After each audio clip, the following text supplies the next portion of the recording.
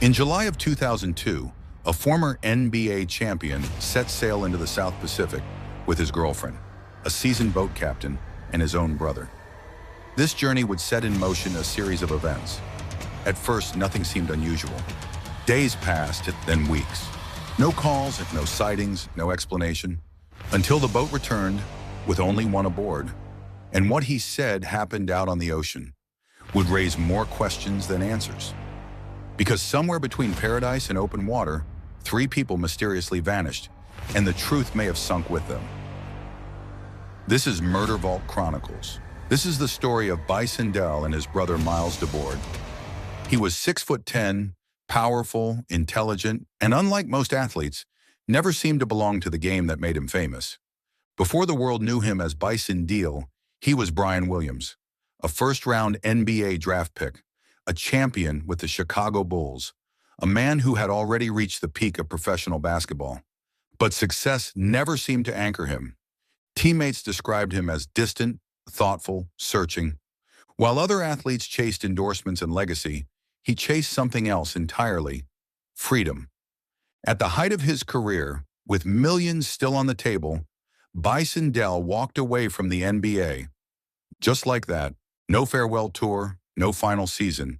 He left behind a contract worth tens of millions of dollars and entered a life few could understand. He traveled the world, lived quietly, played music, and read books. He refused to be defined by the identity that had made him famous. He eventually found his way to the ocean. Just a catamaran, open water, no schedule, no expectations. To some, it looked like he had escaped the machine. But sometimes, isolation does not bring peace. Sometimes it brings you closer to the one thing you cannot outrun. Miles Dabord, born Kevin Williams, was Bison's older brother. Where Bison seemed introspective and controlled, Miles was something else entirely. He lived a far less stable life, moving from place to place, at times relying on his brother for financial support and struggling to find the same direction or discipline.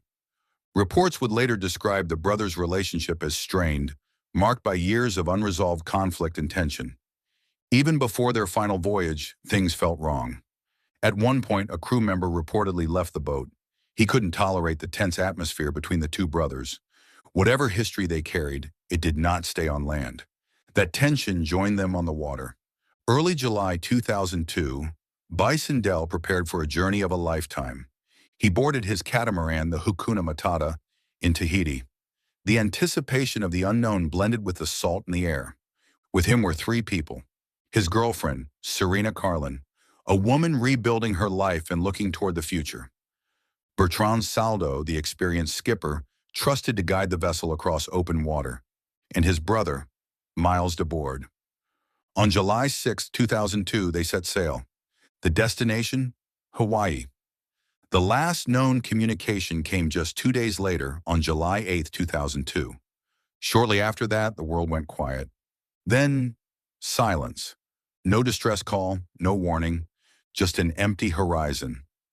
Then, several weeks after their disappearance, something unexpected happened. Miles returned to Tahiti with the boat, but Bison, Serena, and the skipper, Bertrand Saldo, were nowhere on board. 3 people had vanished into the Pacific Ocean, and the only man who knew what happened was the one standing on the dock. Later, when the authorities in French Polynesia examined the boat, the mystery only deepened. There were signs that something violent may have happened on board. Reports of patched areas that could have been bullet holes. Indications that parts of the boat had been altered, possibly to hide evidence. And then, something even more disturbing. Miles Dabord had reportedly purchased heavy weights, the kind that could drag something or someone beneath the surface of the ocean, where nothing would ever be found. 2 months after the disappearances in September 2002, Miles was using Bison's identity. He forged his brother's signature to open mailboxes and also attempted to purchase large amounts of gold using Bison's passport. It wasn't just suspicious, it was deliberate.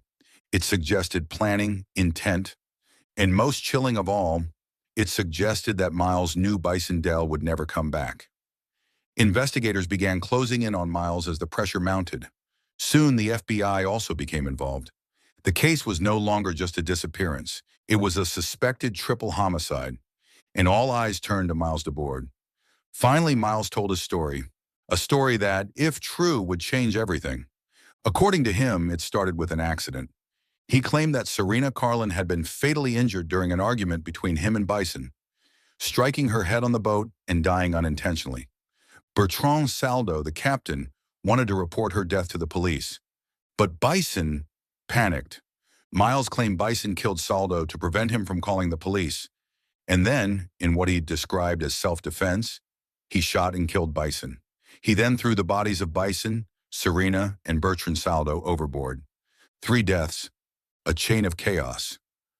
One man left standing, but investigators did not believe him.